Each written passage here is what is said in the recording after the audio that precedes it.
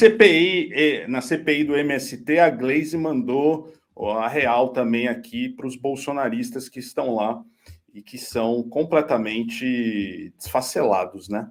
Aqui é uma fala da Gleisi durante a CPI do MST, onde a gente viu falas muito fortes da Sâmia, muito fortes da Fernanda Melchiona e aqui da Gleisi Hoffmann, presidente do PT. A CPI nem objeto claro tem. Aí quer verificar o mundo inteiro, chama todo mundo, não tem linha, uma bagunça total isso daqui. Como nós já dissemos, já tem criminalização para os movimentos sociais. Qual é o crime, qual é o problema de uma cooperativa receber emenda parlamentar ou receber recurso público? As grandes cooperativas não recebem, não? Tem várias cooperativas grandes no meu estado que recebem recurso público, emenda parlamentar também. Mas isso não tem problema, né? Se for uma cooperativa dos grandes, essas aí podem. Agora, uma cooperativa dos pequenos não pode receber recurso público. É uma barbaridade a criminalização que fazem com os mais pobres, com os pequenos, aqui na CPI. Chega a dar nojo do que está acontecendo. Tomara que encerre logo, aliás, tem que encerrar dia 14, nós já sabemos como é esse relatório, já vamos votar contra e vamos preparar o nosso, porque, sinceramente, isso daqui foi para gastar o dinheiro público sem necessidade. A CPI nem objeto claro tem. A gente sempre falou isso, né? Não tem materialidade, não tinha por que existir essa CPI. Para vocês lembram que acompanham aqui, ela foi realizada principalmente para tentar eleger e colocar ali o Ricardo Salles como um dos principais candidatos aqui à prefeitura de São Paulo. Só que o negócio vai piorar, Calejão, aqui em São Paulo, que foi o mote dessa CPI. O Ricardo Salles como relator aí da CPI, né? Você tem o presidente da CPI também cheio de problemas na justiça, né? E no Conselho de Ética também. Aqui em São Paulo, além do Boulos e do Ricardo Nunes, a gente deve ter certamente Kim Kataguiri como candidato a prefeito de São Paulo e talvez pelo PSB a Tabata Amaral, né? Mas a CPI que começou ali com uma tentativa para criar um barulho, um buzz ali para o Ricardo Salles, vai terminar melancolicamente. Todo mundo já sabia qual seria o relatório dessa CPI, né? É um gasto realmente de dinheiro público, a gente fala, os caras têm mais o que fazer. O governo Lula trabalha, no governo do Bolsonaro não se trabalhava. O Bolsonaro nunca trabalhou, nunca fez porra nenhuma. Você via a agenda dele, como ele respondia ali, a agenda do Bolsonaro era vazia. Mas agora tem coisa para fazer, tem reuniões, tem o que votar. A gente não precisava dessa CPI, né, Calejão? Não precisava, não faz o menor sentido, é o que a Gleisi diz aí, não tem objeto, não tem o que ser apreciado. Quando você estabelece, e isso é algo que me preocupa também, Bezi, a banalização dessas comissões parlamentares de inquérito, entendeu? Porque boa parte da política institucional se dá com base naquilo que traz atenção midiática. Não é à toa que a gente vive numa república federativa que funciona através de um parâmetro representativo, e essas pessoas sabem que para exercer a representação, elas precisam estar em evidência na mídia. O que acontece aí é que, principalmente a partir isso já vem de muito antes, mas principalmente a partir da CPI da Covid, as pessoas perceberam que, olha, quem participou da CPI da Covid saiu de ser um ilustre desconhecido para virar presidenciável, em questão assim de 6 meses, entendeu?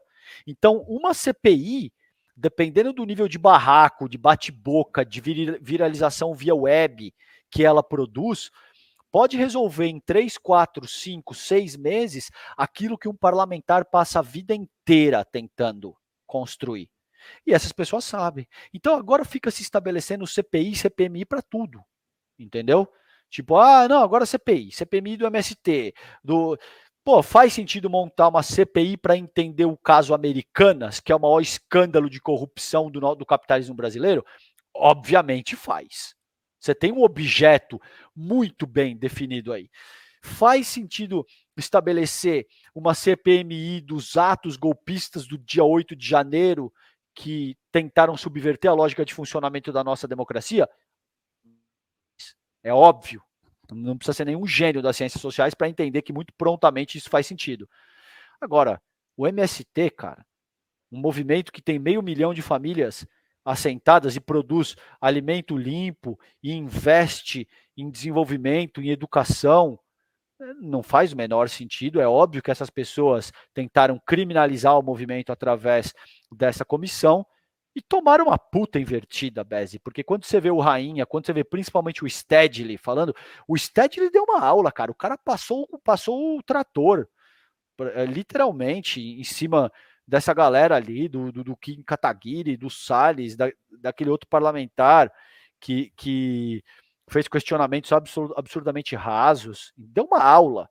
E aí, ok, acabou que até serviu os propósitos para esclarecer a população o que é o MST. Mas não deveria existir seguramente uma CPI para esse propósito.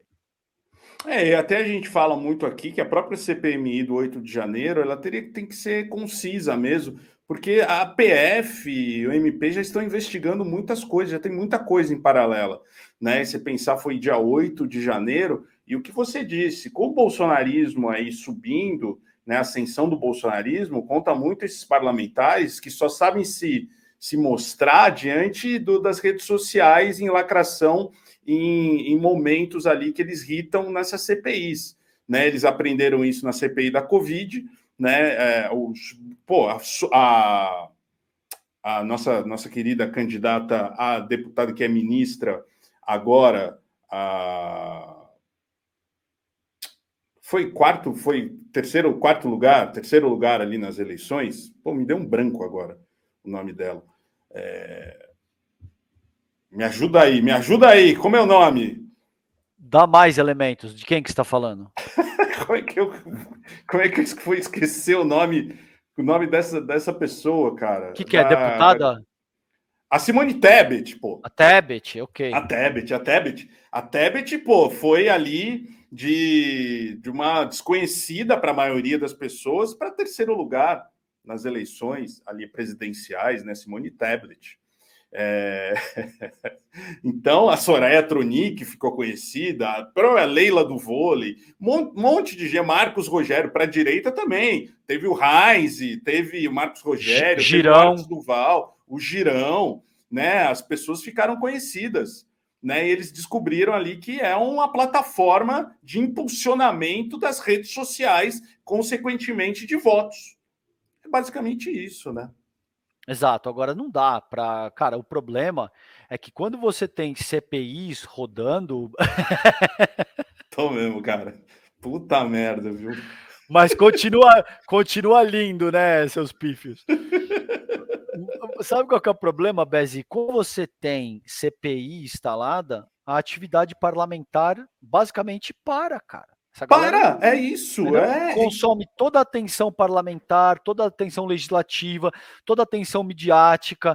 Então, por exemplo, a gente aqui, ao invés de estar falando a respeito do PAC, a respeito do que o governo Lula determinou, que os militares, por exemplo, não podem, da ativa, não pode se candidatar e tal, a gente se vê compelido a ter que tratar temas correlatos à CPI, à CPMI, porque é isso que está na pauta popular hoje e a gente simplesmente não pode ignorar, cara, entendeu? Isso consome uma energia midiática, legislativa, de toda ordem que trava o país. Então, isso não pode ser banalizado. É um instrumento importante, essas comissões são importantes. Agora, a gente não pode permitir que isso seja banalizado para ficar alçando deputado federal que quer virar senador, concorrer à presidência da República. Não dá, né?